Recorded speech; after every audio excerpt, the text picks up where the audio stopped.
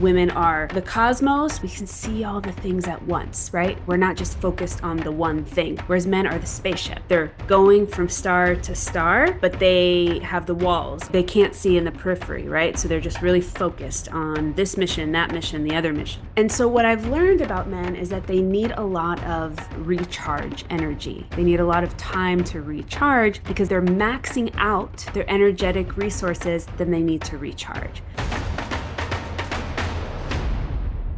Hey, everybody. Welcome back to another episode of Ancient Intelligence. You've got your host, Anya Shack, and I'm excited to get into it.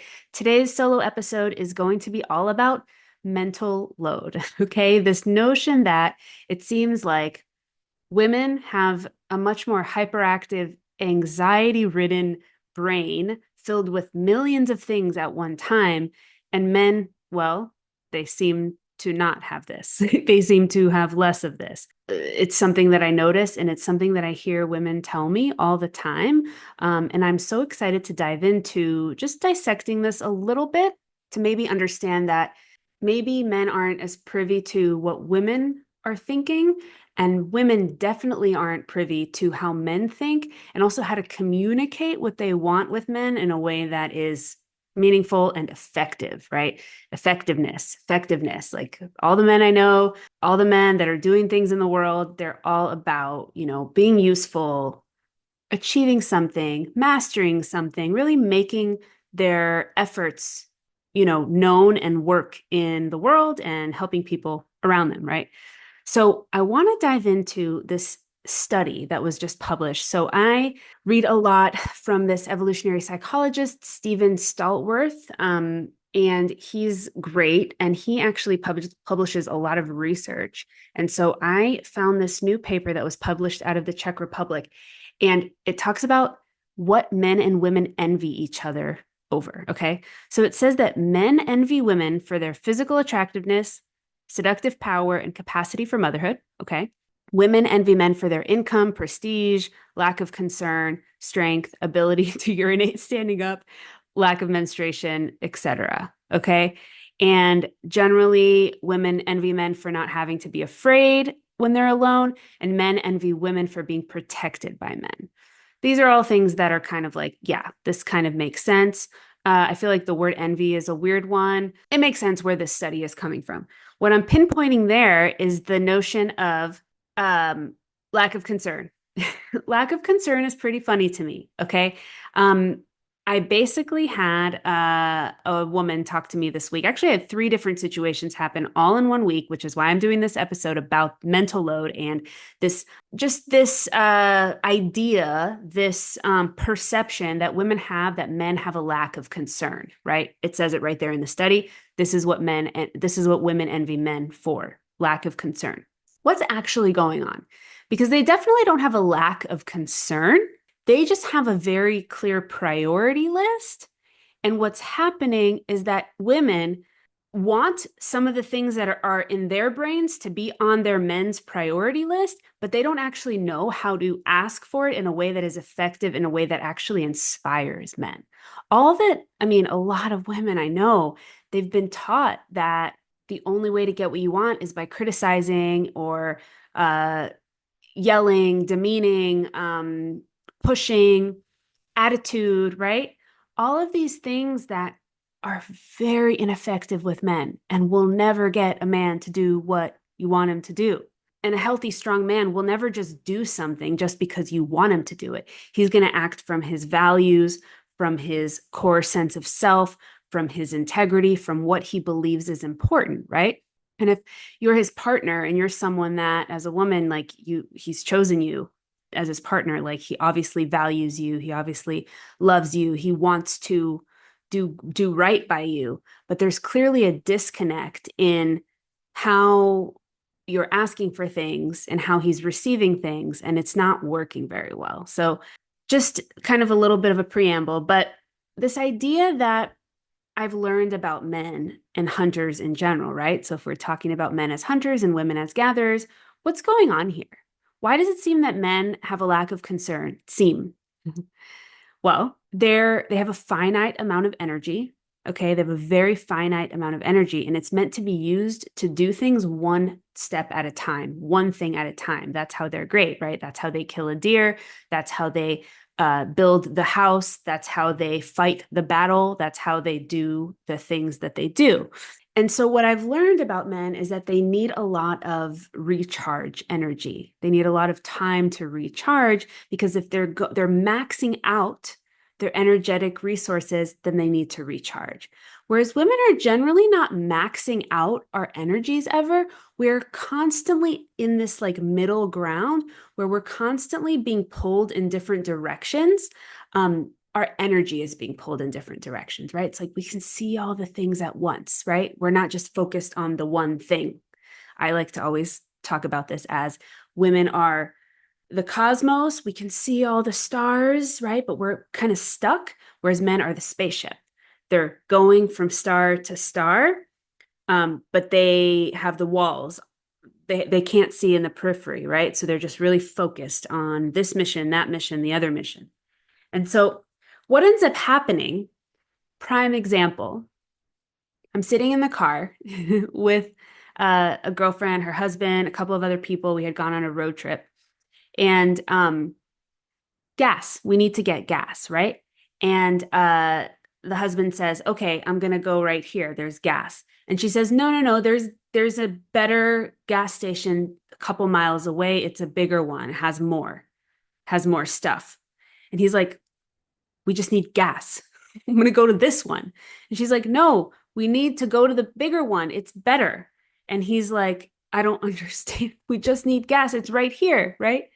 And she's like frustrated with him because she is imagining that he has thought about the 17 things that she's got in her brain right now, and he's choosing to ignore them. And so, their son had to, they needed to buy a jersey for their son. They needed to make a phone call. They needed to buy a couple of different things for their family. She has this running list of stuff going on in her mind that's kind of pulling her attention at the same time. So she's saying, okay, if we're going to go to the gas station, let's just go gather everything we need from this gas station. He's not thinking like that, right? He's not thinking like that at all. He's going out, getting the thing, coming back, going out, doing the task, coming back. And for her, it's like this lack of concern, but for him, it's actually just a clear mind that's able to focus on the important things that need to be done. And that's exactly what's going on here, right? Another story. Woman was talking to me. She's a new mom. They've had a baby about a year ago. So it's been 1 year of new parenthood. And she tells me that she's just so jealous of her husband's lack of concern, it seems. So it seems like for days she's thinking about the Halloween costume for her kid, all these different things. They have a party to plan. They have all these things that she's got these lists, these lists, these lists. And at a certain point, her husband comes downstairs and he asks something like, so what are we going to do today? And in her mind, she's like, are you kidding me? Like there's 17 things that need to be done for this Halloween party, right? And she's just like, how does he not even have that in his mind? And it's so fascinating because women have really been taught a couple of quite bad habits. And I'm seeing how difficult it is for understanding to happen in those situations, right? So one thing that's happening is the energy that women are communicating, exuding. And remember, we're 80% non-verbal when we talk. Okay. So 80% of our communication is actually just exuding from our bodies and our nervous system. 20% are our words. So what a lot of women do in those circumstances is they have this belief, they have this idea that he's clearly thought about everything. He's just chosen to ignore it, chosen to pretend it doesn't exist, chosen to put everything on me, right? Number one, false thing that's happening. And number two, the reason that they think this is because they have this belief that the man in front of them is just a hairy woman, right? Alison Armstrong talks about this all the time. This is like a foundational reason for why miscommunication happens is women will look at a man and think his brain must work just like mine. So if he's doing things that women wouldn't do, then he must be an idiot or he must be fucking up or he must be just like choosing to misbehave, which creates a lot of hostile energy. Okay. And so women have been taught that men are doing things in this terrible way. They're constantly misbehaving because they know the right thing to do, but they're just choosing not to do it, which is false, as I mentioned. And so what they end up doing is the only way they have learned to get what they want is by nagging or criticizing, right? And what's interesting is that will never work. That's the most ineffective way to communicate with a man because a man has a very solid, very thought through, very important priority list. Okay. He's got an important priority list that comes from his core values, comes from what's important, what he sees as important. One thing I've learned about men is if he wants to, he will. And so if he doesn't do something, it's because he doesn't want to, and that's because it's not on his priority list. And why isn't it on his priority list? Why isn't it? Isn't something that might be very, very important for a woman, right? Why is that not getting onto his priority list? Because to take full ownership of what's going on here, she has communicated energetically that negativity, right? She's criticized, she's demeaned, she's nagged. She has not shown him that she sees his male prioritization and way of doing things and singular focus and extreme competency in everything that he chooses to do. She hasn't seen that. And she doesn't give him the benefit of the doubt, number one, energetically, right? Because that creates an open space for communication. Number two, she has no idea how to communicate with her feelings. This is something that I wasn't taught as a child, as a young girl into my teens and 20s. I was taught that like men don't care about your feelings. Men don't want to hear your vulnerable needs and desires and wants. Men don't want to know all of the intricacies of like what you feel. And goddamn, I learned how wrong that is. That is the one thing men do want because that is the feminine. That is the feminine way of communicating.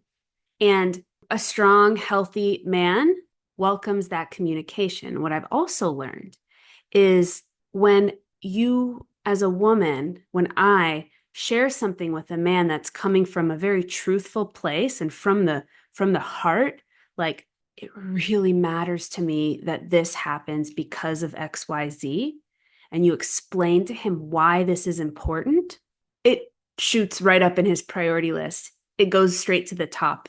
It goes straight to the top, right? Especially if, as a woman, you can communicate the importance of things and how they relate to your safety, to your comfort, to your feeling supported, right? In the relationship, with parenthood, with everything, even in a work relationship, that too, right? Even in a situation where this actually, I took a great relationships course with MITT, a great training facility in Los Angeles. And this woman, her name is Sylvia, she was a relationship coach. And she told me about a story. This is actually a personal story. She had gone to live on like a farm in Wyoming or something for a summer. Her parents had sent her away. She was in her early 20s. And there was a lock on her door that was broken. Okay. And she basically, there was the farmhand, and she had seen him. And a couple of days in a row, she basically said to him, "The lock on my door is broken. Please fix it. The lock on my door is broken. Please fix it." Right. And she continued to say that. And then at a certain point, she got a little angry and she got frustrated. She was like, "Can you just fix the lock on my door?" And that aggressive energy and that just demand did not work for this farmhand. And I'm going to explain to you why. Because it didn't shoot up to the top of his priority list, because what he was thinking was, we're in the middle of the farm. Like there's no one here but the family. there's no one's around but people that are trustworthy, like it's okay. It's not important, right? That's in his mind. She got some advice from an elder woman, okay? And this like beautiful elder woman, she talked about her in such a beautiful way. She said, "Why do you want the lock fixed on your door?" And she said, "Because I feel scared at night. When the door is not locked, I can't go to sleep. It's just scary. Even if maybe it's safe, it's just, I'm still scared." And she said, "Good. That's what you say. That's the truth." This woman, just cute 21-year-old, went up to the farmhand and said, "Sir, I can't sleep at night. I'm scared. Please, please help me. Can you please do something about this? I need your help. Please help me." This man dropped everything that he was doing, went straight over to this woman's room, fixed the lock on the door. Men love women. I see it time and time again.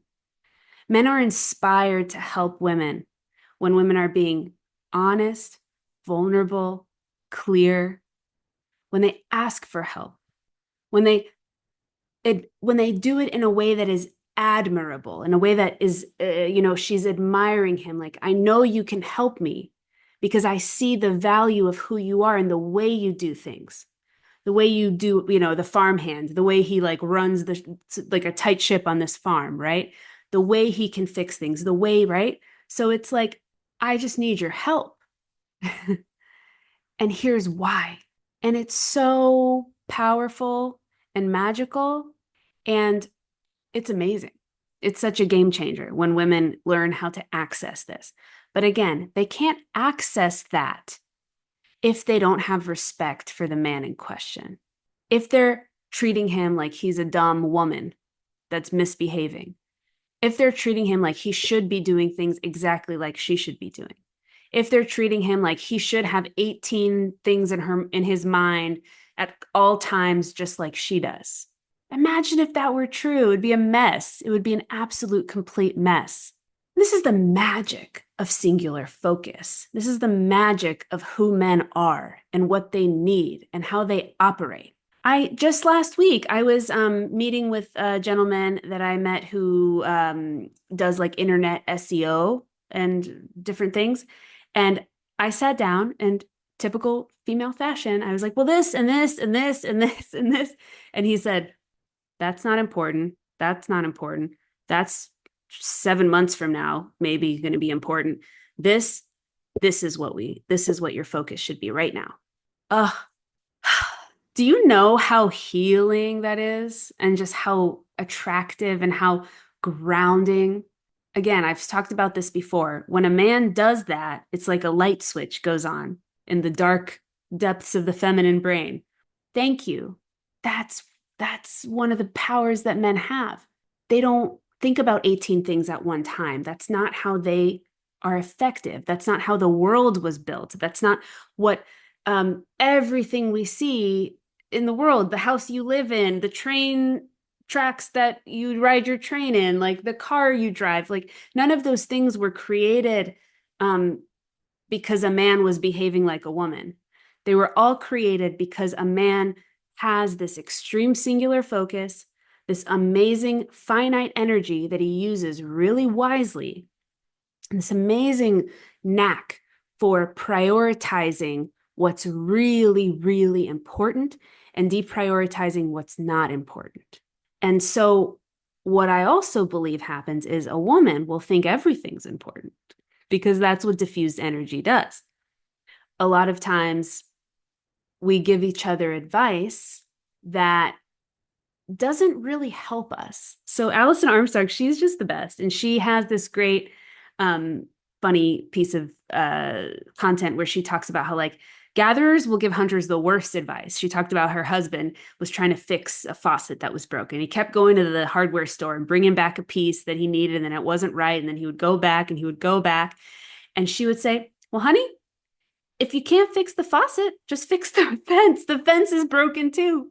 He was so angry with her, right? Because this man has one goal, singular focus. He has to fix the faucet. It's the worst piece of advice to give a hunter. to just abort this mission and go start another thing. It's not who they are. It's not what they need. And then men will sometimes give women, hunters will give gatherers really bad advice too, right? So it's like, I have 8 things calling my attention at one time. Picture this, gentlemen. This is really how women's brains are. They have to be that way so that we can keep an infant alive.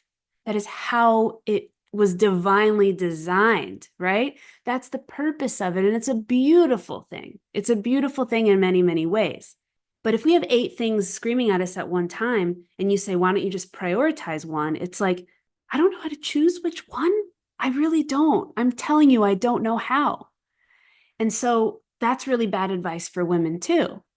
And so that's why the story I told earlier, when the man was like, this is what you should prioritize. Here's why. I was like, thank you for telling me what to prioritize. It's really important. I think a lot of men in these like newer age relationships also, they're afraid to tell the women in their lives what to prioritize because the dynamic is askew. And so there's this fear from the man, there's this nagging and criticism from the woman, and it's a real backwards dynamic. Whereas the rightful dynamic, of course, is she's going to have those 18 things on her mind. He's going to be helping her prioritize them, and she's going to admire and respect the way that he does that because it's a powerful thing that men are able to not be concerned about 18 things at one time. Like, what do you know? It's a beautiful thing about men. And I love that about men. And I think that if women can learn to understand the magic that is there, they can really learn to understand how to communicate with men in a much more effective way. But again, that foundational love and respect for men has to be there. Because there are hunters, you know, gentlemen, you guys are our hunters. You're so needed. You're so important. Like I said, I keep talking about this, but it's like whenever you show up powerfully and grounded, you are the light switch. You turn on the light switch in the world of the feminine, and it's very appreciated and very needed. And I can continue to see this show up in my life over and over again, from a colleague to a gentleman helping me with SEO to whoever, you know? And so with that, I hope that has shed some light on all these misconceptions around men lacking concern for things. And I hope that helps some of you have some better conversations. All right, until the next one. If you found value in what I'm doing here, please help me grow the podcast. And you can do one of 2 things. Either share the episode with a friend or leave me a review on Spotify or Apple. This will help me so much. Until next time.